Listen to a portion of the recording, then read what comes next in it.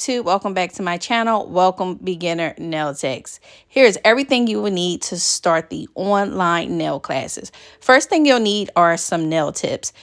I tried to keep this section really simple. Here are some nail tips that you can find on Amazon. I will link them down below. The goal is to get some nail tips that will be flexible enough to fit the nail practice hand. You don't want to overthink this. You can get any shape you like, but I always steer clear of oval coffin shapes like that. I always go in either with a square or a stiletto. Towards or maybe second or third class, I'll go into why that's important. When you're beginning to learn how to do nails, you want to keep things as simple as possible. I feel like you can manipulate a square nail into any shape you want, and also with a stiletto. As you guys can see, I was bending the end of that nail. You want nails that are flexible. You don't want nails that are too stiff when you're working on the nail practice hand. It doesn't matter if you purchase the solid natural colored nail tip or the clear. The end goal is to make sure those nails are flexible and are able to fit the nail bed of the practice hand. Here are some like eating nails. These are square nails that you can easily manipulate. Again, the goal is just to make sure they're flexible and you're able to bend the end of the nail where it's going to meet the tip of the practice hand without buckling up.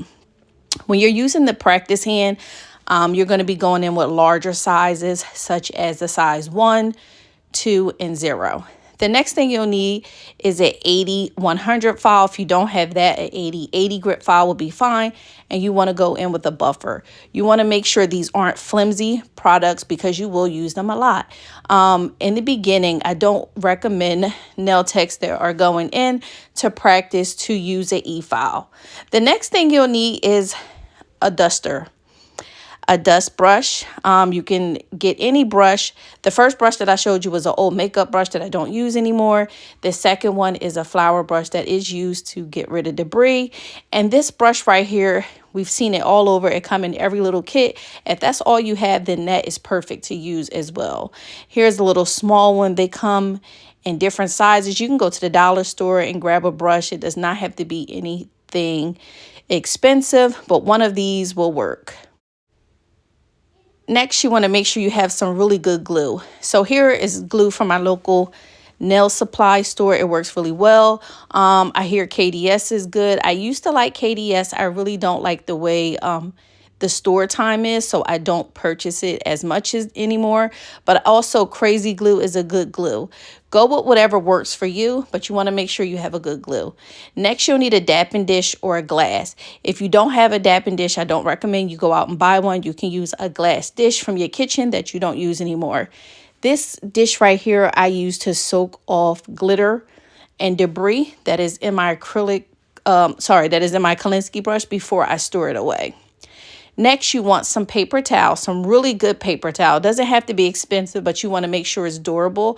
I recommend Sam's paper towel, Bounty, or you can use the blue paper towel that they use at the auto supply stores. It works really well. Whatever you do, you want to make sure it's good. If it's not good paper towel, you'll go through more of the paper towel. Next, you want a Kolinsky brush. I use a size 14 Kolinsky brush. I'll link my brush down below.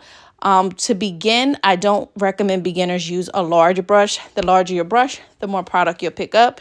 And since you're learning, I've always recommended that you use a smaller brush. I started out with a 10. When I teach my classes, I always put a size 10 in the kit.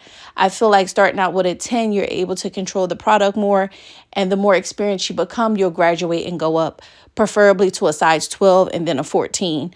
I do try to show you a frame by frame size of the 14 and the 10 just so you can see how they compare towards each other. Just imagine starting out, you don't want to pick up a lot of product because you'll waste it. And then, like I said, beginning, the goal is to just learn how to pick up beads, place them, and blend them down.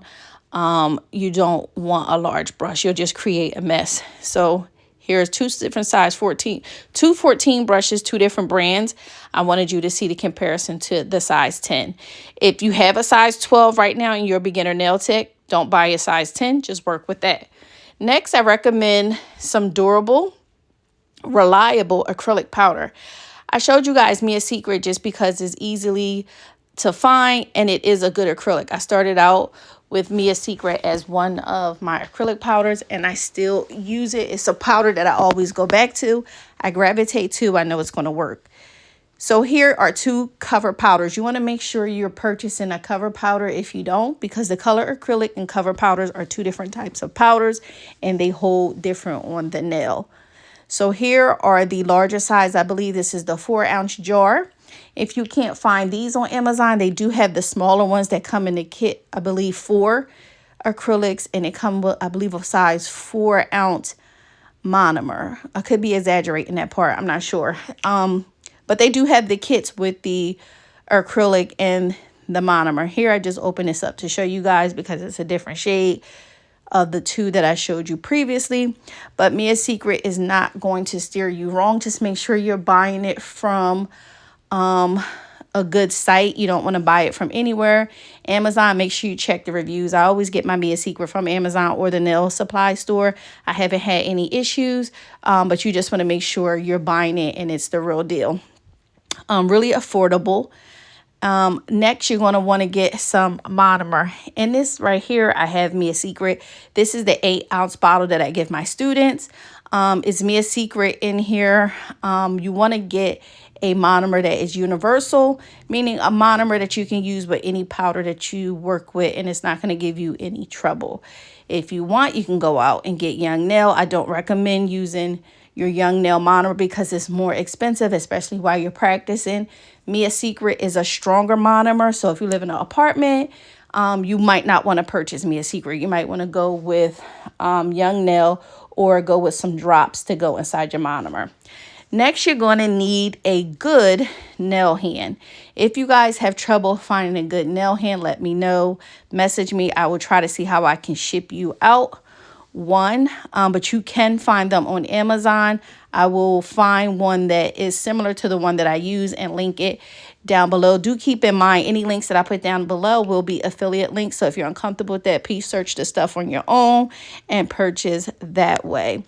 You want to make sure it's a good hand. All of these hands look the same, but they are not all comparable. Trust me, I've purchased 1 or 2 myself, and 1 or 2 was not good.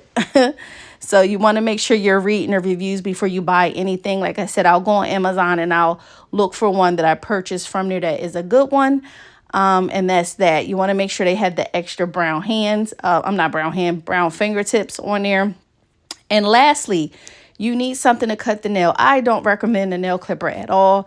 So if that's what you're using to cut your nail, we're not going to use that for the class.